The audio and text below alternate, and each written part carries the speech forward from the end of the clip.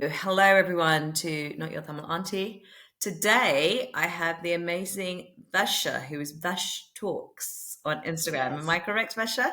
Yes. Vanakkam and hello to everyone. And a big hello to Suja. Thank you for having me in this amazing podcast of yours. Look forward to opening up to these beautiful women right in front of my screen and to everyone who's going to be watching this. So, Varsha, can you kind of just tell the audience a bit about you? Okay, so I always kind of shiver when this question comes in because, okay, where should I start? Let me go back. I am a dancer. I'm a professional dancer. I'm a professional anchor. And currently, I'm working as a sustainability consultant in London trying to save the world. But apart from that, I also own an event management company back in India, which is called The Art Life. And apart from that, I keep doing everything that comes up my way. I've been a marketing manager. I've also done gigs, events, dancing, hosting, singing. So yeah, what not? Just always out there living my ikigai life. Do you have 24 hours in your day, or does your day appear to be longer? Because I'm confused. No, in fact, I'm complaining. Why is my day so not so busy nowadays? Ever since I moved back to the UK, because back in India, there's always so much things to do, things to get involved in, and here I'm kind of struggling in that bit. But yeah, I try to keep myself busy as much as possible. 24 hours is enough. So, obviously, you said you're, trying to save the world as a sustainability Pretty, yeah. in the sustainability world. So, how does that kind of work with all the other stuff that you're doing? Because like the other stuff, you're very creative, and sustainability doesn't sound as creative as dance and Yeah, hosting. yeah. It is actually a very funny story of how I stumbled upon this sustainability world. So I think I forgot to mention that I'm also an architect and a project manager. Yes, you did forget to mention that. Yeah, I forgot to mention the most important thing, but I think that's what I'm talking about. The social stigma of what a professional career looks like. It is definitely doctor, engineer, architect, and all of that. And I've always been this kind of person to do exactly what makes me happy. So I've tried everything, and I've been an architect. I've worked as an architect, and I was like, no, I can't do this. This doesn't make me happy. But I've always been this kind of person who wanted to change the world. So even in my resumes, I used to put this quote by Mahatma Gandhi ji, which says, "Only you can change the world," some sort of that lines. And I always keep mentioning the people that if I cannot change the world per se, but I can at least do a bit in that change that happens in the world in terms of sustainability, because I feel in today's day and age climate change has become the most quoted word everywhere. Sustainability has become such a catchphrase everywhere, but nobody knows the impact that it actually does in your world and in everybody's lives.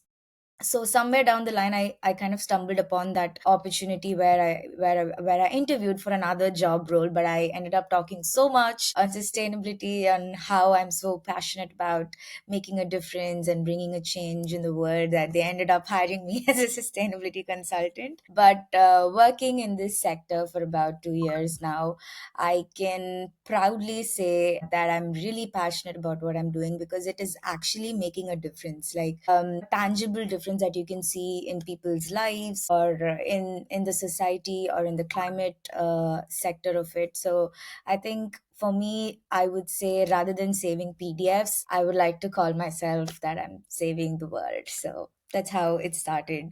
And to answer your question precisely, I always feel passion does not have any boundaries towards it. It can flow freely. And for me, right from my school days where I used to be going to school as well as working side by side, doing my dance shows, my acting, and everything.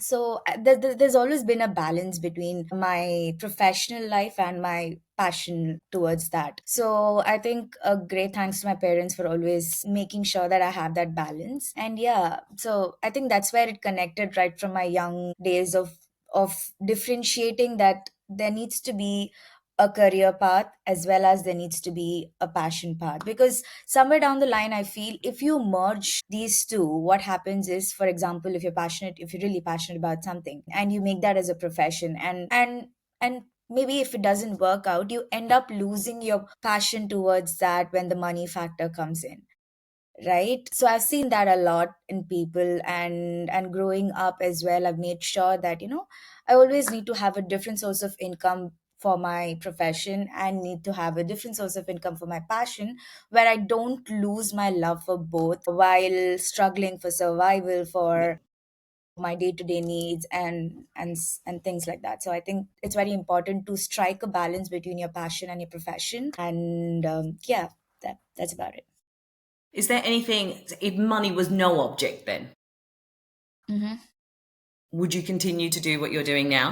Yeah, I mean, for me, okay, I do agree. Initially, when during my school days and my college days, I was someone who was chasing money. Like, okay, let me do this, let me do that, whatever opportunities, I would just grab it. And I paid my own school fees, my own college fees. So it was a very financially strong, independent path that I was focusing on right from my early days. But then I think growing up and traveling and moving abroad especially taught me that money isn't everything. Like, okay, you've got a great job, you've got an amazing 9 to 5 job, you've got a great apartment, but then when you're alone there, when you're sitting there, when you think about, okay, what am I doing after this 9 to 5? Am I really happy with all this money that I'm getting? But no. So that's when the passion strikes upon. That's when you know that, you need to do something that you're really happy about despite your 9 to 5. And that's when I always say that, chase happiness, not the money. Chase what makes you happy, do what makes you happy. And if you find that this 9 to 5 is bounding you, do it in the weekends, do it after your 9 to 5. So I feel like chasing happiness has always been a prime focus for me so far without the money concept. Yep. So, obviously, you mentioned before that you were an architect and now no longer an architect. Yeah. So, how did that go down? I think so. My architecture degree was for 5 years, and then I ended up working as an architect for about a year during that duration. And I just couldn't see myself, sitting in front of a computer and doing what everyone is telling me without much of an architectural creative freedom, I would like to say. So, yeah, I tried it, it didn't work out for me. So, I just backed off. Okay, it's not my cup of tea. So I'm going to try something else when I ventured into project management and came to UK to pursue my masters. So that's the thing. Or what happened. What did your family say though? Because obviously, you've worked hard to get this degree. It's Yeah. a proper profession, as they would think of it. And then for you to turn around and say, no, I'm not doing it. I think luckily enough, my entire family has been really supportive of all my decisions. They've never questioned my choices, I would say. Like, they would always know, okay, ஏதாச்சும் யோசிச்சு தான் பண்ணிருப்பா. Even if it's not a great decision, they would be like, okay, you've taken this decision. So my mom always says this one line which I stick by till today, which says chase what fears you the most. So when I decided to pursue my masters, leaving my architecture, this is what she told me. Like, if you are scared of going abroad and starting something from the scratch when you have a well settled life back in Chennai, that's something that is your fear. And how do you come out of it? You go, you try it, you cry, you beg, you borrow, you do everything, and only then you'll realize that, okay, that's no longer my fear. I'm over it. So today, yeah, I can proudly say that I was shit scared of this decision like few years ago, but today I'm really great I made that move, because I've learned so many things, which has shaped my character, which has shaped my way of thinking and way of life. So, yeah, I'm proud about it. That's actually like, an amazing kind of way to be brought up, because a lot of our parents would have kind of almost gone the other way, right? Is like, if you're like, Yeah, we're all scared of it and so therefore don't do it. Like, why would you leave a stable job, a stable career path for something that you don't know? Why would you go abroad and, yeah, be in a place where you don't know anyone, where you're not with your family? And, study again for something that you don't potentially know whether you're going to like or not. Exactly, yeah. So, like, having come here, were there any points where you thought, I shouldn't have done this? Of course, so many days, so many nights, especially during winters. I think the winter depression is true, It's very guys. true. It's very true. You lose your mind during during winters, especially when there's very little sun. So yeah, I have had so many nights and days where I've silently cried, rethinking about my decisions. You know, what am I doing here? Am I really happy? But then throughout these cries, throughout these silent cries, one thing that I keep telling myself is it is not about who we are and what we do that defines us, but not the events that happens to us. So all these events kind of mold you to become the person you are. And that's what I look at all these experiences to be, you know, this is what defines me. If not this, where else would I be? What else would I be doing? So I just keep reminding myself of how grateful I am, and all the things that have manifested, it's happening. So let me be happy with what I have rather than what I don't have. So I think the key of, you know, overcoming these thoughts is to be grateful and to be happy with what you have. That's as simple as that. And yeah, that's what has worked for me, so I hope it does for everybody else too. So going back to the fact, growing up in a Tamil household, you've said that your family were very supportive of your kind of creative outlet, your dancing, your acting, etc. Were there any particular projects or anything that you really wanted to do, but your family were like, don't because it looks bad, or I think it was the other way in my household where I vividly remember it was my 10th board exams. And then I had this really big opportunity to travel, especially to London. It was back in 2008. So I had a show which was happening in London and through Vijay TV. So I was about to come and perform. And then I was telling my mom, I have my 10th board exams. I don't want to go. I don't want to study. I mean, I want to study. I want to do my exams. And my mom was like, you're never going to get this opportunity. You can study in the flight, you can study during your breaks. You go, do it. And that's exactly what I did. So the first time I came to London many years ago, I manifested living in the city and working here. And then a couple of years later, I actually did it. So somewhere down the line, it's very important for that external push, especially from your friend circle or from your family circle, to give you that kind of space of making you believe in yourself. But yeah, that being said, from my family side, yes, I've always had that support. what's of that? But I used to be very good at studies as well. So I've never given that kind of platform for anybody else to judge me or give me an open statement. I'll be like, oh, apdi auntie, okay, thank you. Nandri vanakkam. That's as simple as that. Just don't listen to the external factors that's going to drain you and your energy. So yeah. What about your friend circle? So, I mean, chinna vayasla, it was a very busy life during my school and my college days, where I did not. So that's probably one of the regrets. Like, I did not have a very normal teenage life, going out with friends, chilling, and having fun. It was always work, work, work for me. But then that changed post COVID, where even in college, where I met very beautiful people. So I always believe in quality over quantity. So I've got a very close circle of friends who are like my biggest cheer, who support me in everything, and who'll always be the first and last person if I'm like really breaking down and crying, I can't do this. ஏன் இங்க வந்தேன்னு எனக்கு தெரியல. So, that 2 a.m. call people. So, yes, I do have a very strong set of people, and I'm someone who does not let people in very easily as well. Like I said, I believe in that energy, vibe, அதெல்லாம் இருக்கணும்.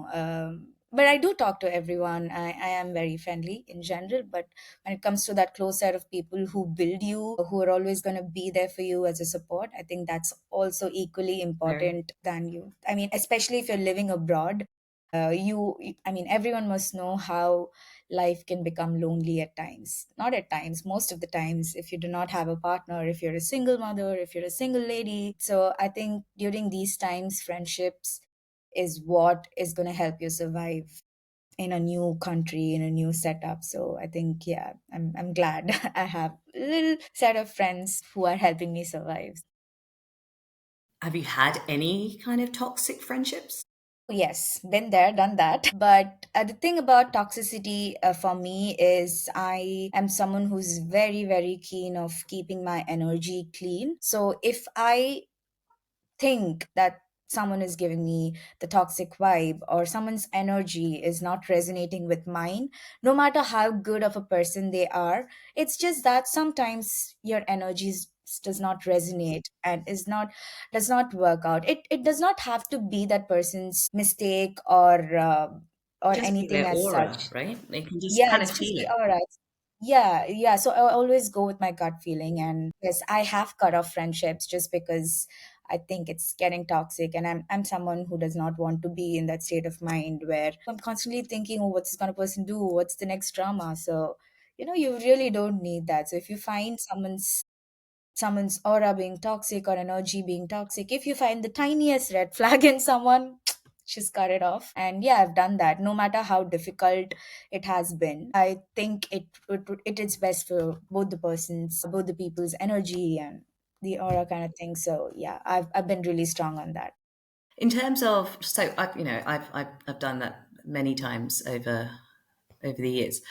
But there's always kind of like a guilt feeling, right? Because and I've not always done it as quickly as I should have done. I don't know if you know, but I was married for 20 years, and I shouldn't have been married for 20 years.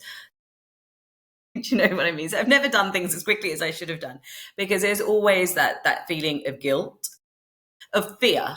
The main thing is fear, right? And because it's like, well, what's going to happen if I do this? Am I going to find another friend? Am I going to find, is it the better the devil that I stick with this person rather than leave this person and go out and not know what's out there? So how do you deal with that? I think I've read this quote by Eleanor Roosevelt, I think. So she says that women are like tea bags.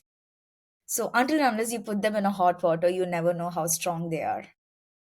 So that's exactly what I would say here for every one of us who has faced such certain situations. Until and unless you make that decision for yourself of cutting them off or of saying no, which is again a big thing, you'll never know how strong you are after doing it. How strong you feel about doing it. Yes, before doing it, you'll have multiple thoughts in your mind. Can I do it? Is it wrong? Is it right? What's going to happen to me? What's everyone going to talk about me? All of these things is always going to keep coming in. But once you make that decision for yourself and once you see how you feel about it, that's what makes you strong, I feel. So I think it's very important for us to be in that situation, to make that decision by yourself, for yourself.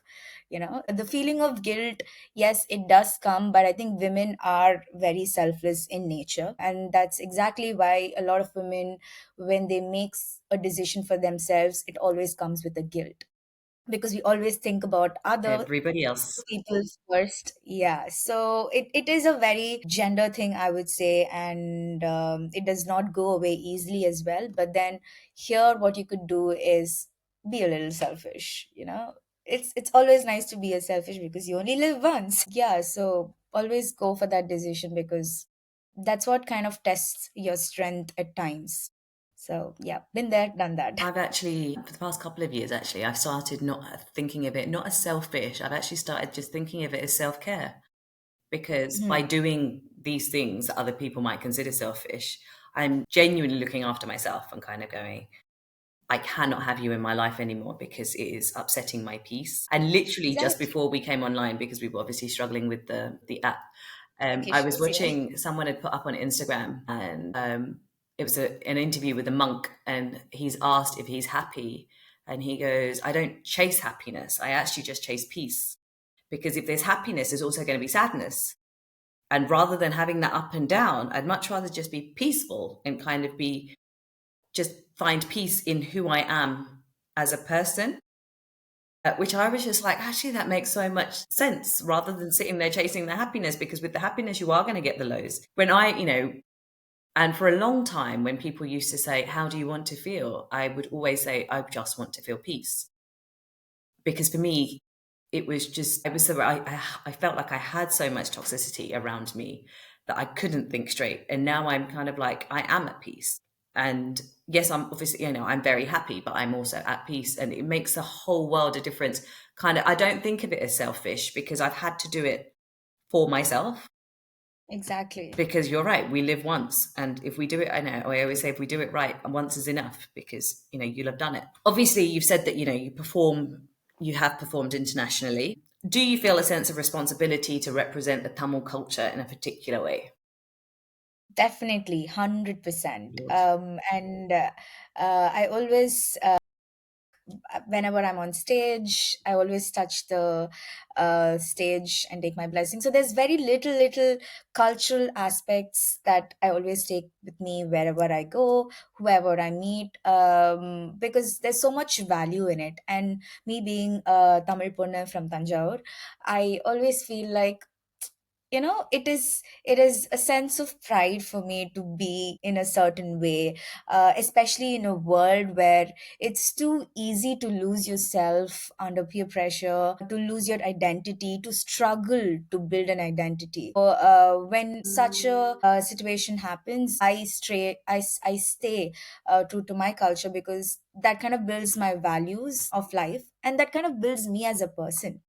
So yeah, there's very like, I feel like whenever I step out of my house, I always take blessings from my mom when I go out, because she says it'll protect me throughout the day, and it's kind of a sentiment that, oh, it does actually. And just as simple as greeting with a vanakkam wherever I go, or especially nowadays in the Gen Z culture, the vanga ponga, the vanga ponga use பண்ணி பேசுறதே அது வந்து ஒரு அழகான ஒரு conversational build-up ஆகுது இப்பலாம். And when I talk to people, especially here, like வாங்க போங்க, என்னது வாங்க போங்கன்னு சொல்றீங்க? I'm like, yeah, because it's so Yeah. respectful, and it's also fun. So yeah, I think it's just a little bit aspects which I believe in and which I take everywhere, which makes me really proud to be a Tamil ponnu. Then how do you handle the pressure of being a cultural ambassador while staying true to your personal style? I think a lot of times I have struggled with it initially as well, because certain events that I do, they would ask me to dress up in a certain way, and I would be like, that's not my style, that's usually not how I dress. And they'll be like, no, but you need to do it this way because our clients have asked for it in a certain way. And during those times, I'll be like, you know what, okay, உங்களுக்கும் வேணாம் எனக்கும் வேணாம், let me find a common ground where I can do something, not just because you asked me to do, because I'm going to do it in my way. So I feel like lifeல நிறைய times இந்த மாதிரி ஒரு situations வரும் where someone is going to force you something, into doing something. But for me, if I'm not 100% okay with it, I would never be 100% confident in it. So I think that confidence part really matters to me, because if I'm not going to be confident in doing what I am, I'm not going to do a good job at it. So, especially in my field of work, it's very important to be confident and in doing the best job, because there's millions of people out there who can do a similar job as you. But what makes you different from them?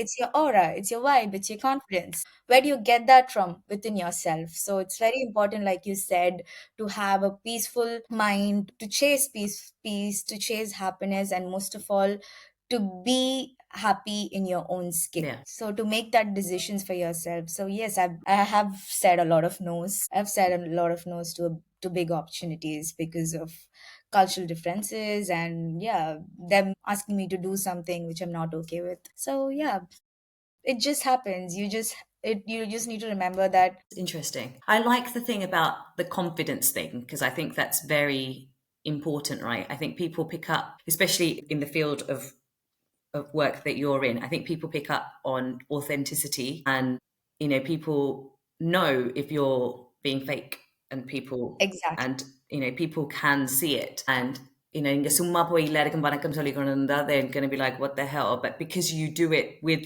complete and utter faith that, that you want them to have a good day, that it's like that thing of, she knows what she's doing and she's here for the right reasons. So that's actually, how do you think though that people can become confident, especially women, especially Tamil women who obviously aren't majority of them aren't really built for confidence because, Angela Privalakela.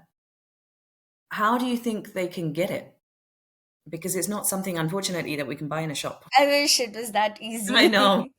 You and me both. World would be a much better place. Women would be much stronger and happier, I would Yeah. say. But that's a great question. I would definitely suggest that the you really need to be happy with what you do, who you are. Like I said, be happy with your own skin. Like I've myself been through a journey of so many rejections, so many failures, so many people commenting on my looks. Oh, you're so short. Oh, how can you do this? There's always going to be that comparison between you and someone who's better looking than you, because unfortunately, we live in a very physically good looking world where that matters. But that's when you need to know that, okay, if I'm not that, I'm going to be better at something else. I'm gonna be confident in what I do, so that nobody is gonna walk up to me and say, oh, you're short. And so even now,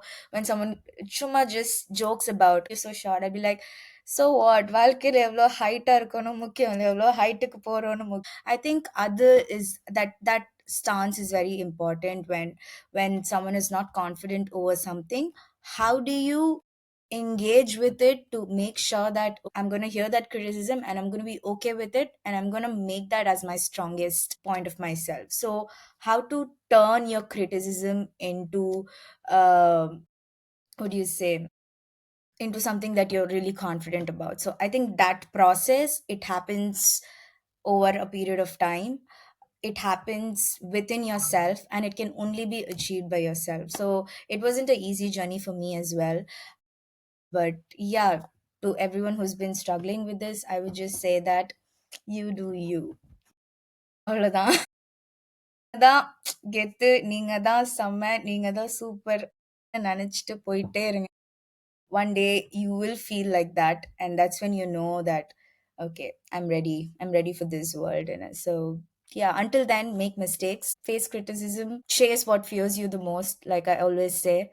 Do all of these things, and all of these situations is going to turn you and engage you and build your confidence in so many ways that I cannot express how it has helped me. So I feel like these situations, நான் இதுக்கு முன்னாடியுமே சொல்லியிருந்தேன் இல்லையா, like it is the events that happens around you which shapes you. So for the person of who you are and what you do, அதெல்லாம் அதெல்லாம் notice பண்ணாம உங்களோட situations எப்படி உங்களை பில்ட் பண்ணுதுன்னு பார்த்து நீங்க travel பண்ணாலே, that's going to help so much in building your confidence. And I think it's also very important to cut out the toxic people. Surround yourself That with being said, yeah, surround yourself yeah, yeah. with cheerleaders, because the people you surround yourself, that thing about the 5 people that you speak to the most, that makes a huge difference, right? Because if you've got people around you that are continuously hyping you up and saying, there's nothing you can't do, or either, like, or try this, or, do that. It makes such a big difference to having someone in your ear saying, "Yeah, no to say that, then you're going to fail or whatever." I Yeah, think goes I so think that's far very, in. yeah, yeah, yeah, yeah. Now that I go back and think of how I've come through, I think that makes a huge difference to have a strong support system around you, so that even if somebody throws a stone, that support system is gonna like block you. அந்த மாதிரி ஒரு circle build பண்றது ரொம்ப ரொம்ப important. And அந்த சர்க்கிள்ல இதெல்லாம் உன்னால பண்ண முடியாது. It might be a very simple words like you can't do this, but தங்களுக்கு எவ்வளோ எஃபெக்ட் ஆகும்னு அவங்களுக்கு அது தெரியாது. So I find the beauty of words be very important. Like the words that you say matters a lot, and when it comes from your set of people, you need to make sure that it is only good things, it's only good words, it's only good vibes. Yeah. It doesn't mean that they can't like question you. It doesn't mean that they can't turn around and say, "Have you thought about this?" But because you also need someone that's going to be that.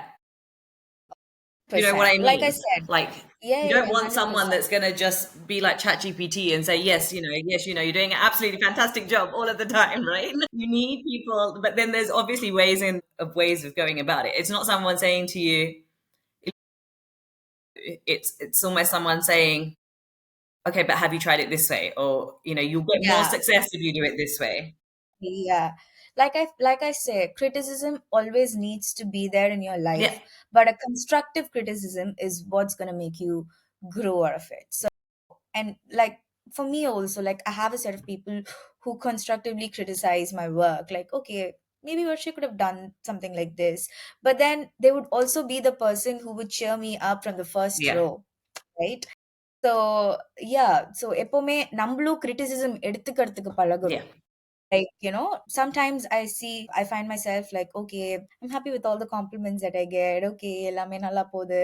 But when there's this one negative troll comment that comes on your feed or your reels, you go like, what's happening? Is it bad? I question myself. Like, even if it's a comment from a random stranger, yes, it does affect it me does. like everybody else. Okay, maybe do I look too fat in it? Do I look too short in it? Is it not okay? And the Marila, it starts making you think about those questions.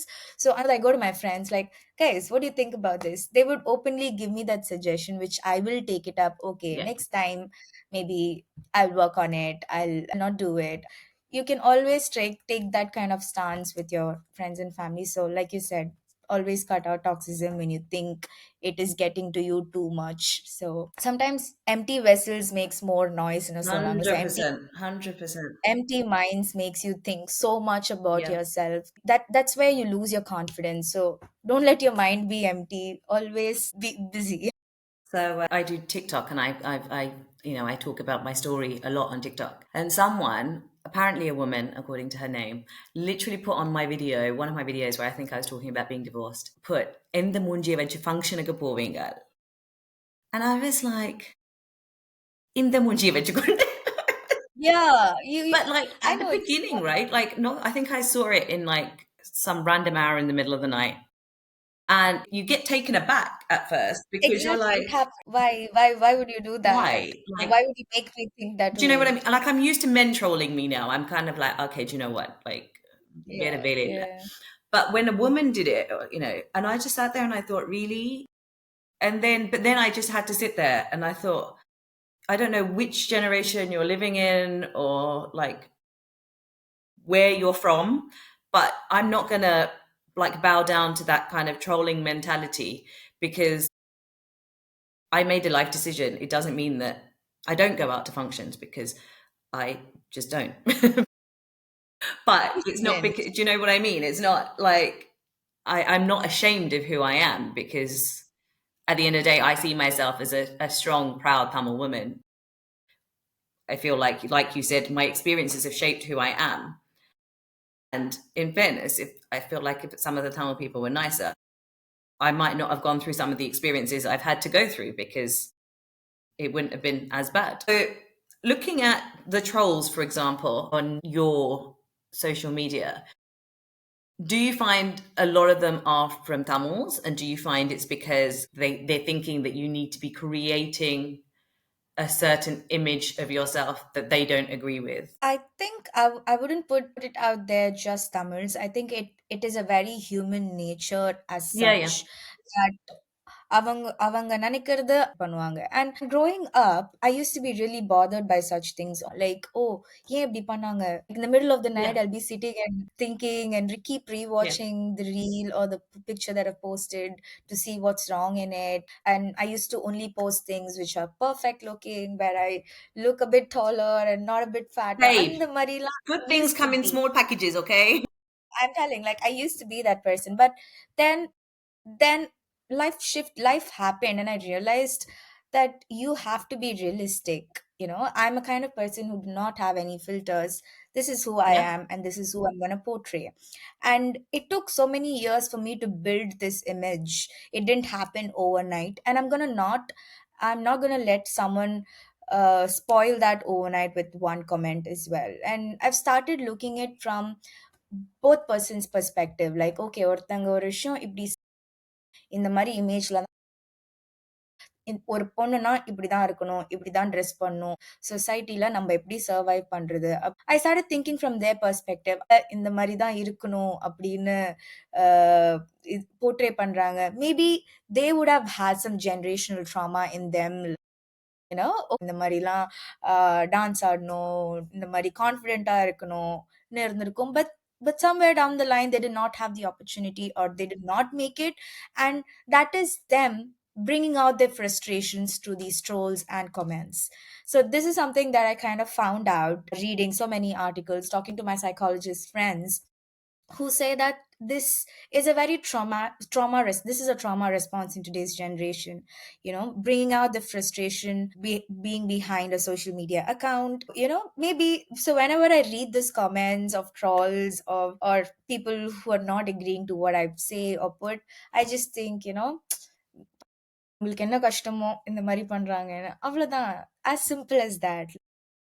Sometimes it is very important for us to be a human first and be kind to yourself and the people around you. Okay, it's just gonna, blow up things and kind of create a negative energy around me. So I would always think about it in a way, okay, maybe they're going through something. Let them. You're using my social media as a space to heal. Okay, heal. If that makes you happy, go for it. But yeah, it's not gonna bother me anymore. I wish I had your patience and your love. It is very easy to get, sometimes when somebody is bothering Yeah. you, or, some when someone is being very toxic in your life or something, just you just need to reverse and think from their shoe I sometimes. Like, think about it okay, with actual people in my life. yeah, But with the try trolls, it. I don't think. But then to be fair, I'm very new to the whole social media game. And so it's only been recently that I've started getting these trolls, and I've just been like, huh? And like I, with the men, I was kind of expecting it because, a lot of them don't agree with what I talk about. And a lot of them will kind of say, no, this doesn't happen in the Tamil community. And I'm like, I wouldn't be talking about it if it didn't happen in the community. But when the women say it, it gets a bit harder because then I'm like, Mm. maybe I have done something incorrect. Yeah. So, just last couple of questions. How do you feel like you are able to maintain authenticity while you're on social media? And have you ever felt the need to censor any part of your identity? I think, like I At the said, beginning, you said you, days yeah. of initial days of my social media um image, it was never about these influencing followers, likes, counts ஒரு பெரிய விஷயமா இருக்கு. When I started, it was more like me doing things that I like. It My entire social media journey started off on authenticity, of showing who I am as a person. So, ஃபர்ஸ்ட்லேருந்தே வந்து அந்த ஒரு falls facade வச்சுக்கல. So, I am like this. I am gonna show my face without makeup. I am gonna dance in my house in my night dress and be myself. And that's what people love about, right? Your authenticity. Yeah. What else makes you different from so many other influencers who are just doing the same thing as you? Yeah. But there needs to be that uniqueness, or okay, that you being real with your followers, and the unfiltered look sometimes is very important to connect with people and audiences, I feel. And I'm someone who is big on being unfiltered and being the real you out there. So yeah, even if I'm happy, I share it. Even if I'm sad, I'm gonna go up there and say, guys, I'm very sad. I'm gonna take a break, and this is what happens in my life. So, and the realness is important with whoever you talk to. Even with you, I would say I'm being very real right now. So yeah, there's just no filters. That doesn't suit me. And yeah, that's how you be authentic to yourself, as well as the image that you're creating. What would you tell young Tamil girls who aspire to pursue unconventional careers in the arts? You can definitely do it, especially being a Tamil Pono. I think we all have that beauty in ourselves. I always keep saying this, whichever part of the world that I go in, that I find Tamil பொண்ணுங்க very very beautiful. ரொம்ப வடிவா இருப்பாங்க, அது அழகா இருக்கும். கேரக்டரே ரொம்ப அழகா இருக்கும், because they have everything. I don't see what they do not have. They have beauty, they have brains, they've got amazing aura, they've got an amazing character. So I think everything is there in a single package. So you just need to bring that out. So நம்மளால ஒரு விஷயம் முடியாதுங்கிறதே இல்ல. And I think all of that has come from our upbringing, our surroundings, our family, because we are people who are very rooted to our family and culture and values. And I strongly believe that shapes a person in today's generation. Like, you need to be cultural, you need to have that values in yourself. I think I've been really happy to be a Tamil, and to all the Tamil women out there, I think you are beautiful just the way you are. Thank you so much for that, Varsha. Was there anything else Yeah. you wanted to, any pieces of advice you want to give to anyone that might be listening? Advice, நானே advice அவ்வளோ இப்போலாம் கேட்கறது இல்ல. So நானும் ஒண்ணும் குடுக்க, but I think it's just that like I said, you are beautiful just the way you are. To feel beautiful, you first need to accept yourself. So I think acceptance is like the first step towards whatever you're going through. So start accepting. Self love, அது ரொம்ப important. So அந்த acceptance வந்தாலே you will start loving yourself. And once you start loving yourself, there's just no going back, because you're never gonna give two shits about who does love you or who doesn't love you. And that's gonna help you remove a lot of toxic people, like you said. Keep your circle clean, and that's gonna help you become confident and build your empire on whatever you want to do. So yeah, these are Okay, things. thank you so much. So, for those of you that are listening on Spotify, this is also going to be on YouTube. For those of you who started watching this on YouTube and couldn't quite finish it, this is also going to be on Spotify. Yay! Amazing. I think it was a great conversation between two Tamil women. And it was lovely talking to you, Suja. And Absolutely lovely it's having you very on the show, inspiring. Varsha. Yeah, very inspiring to know about your journey, and for you to have started something like this to empower other women as well. I think it's going to be great, and really happy to be a part of this. I'm Thank you. so, so glad that you have been here.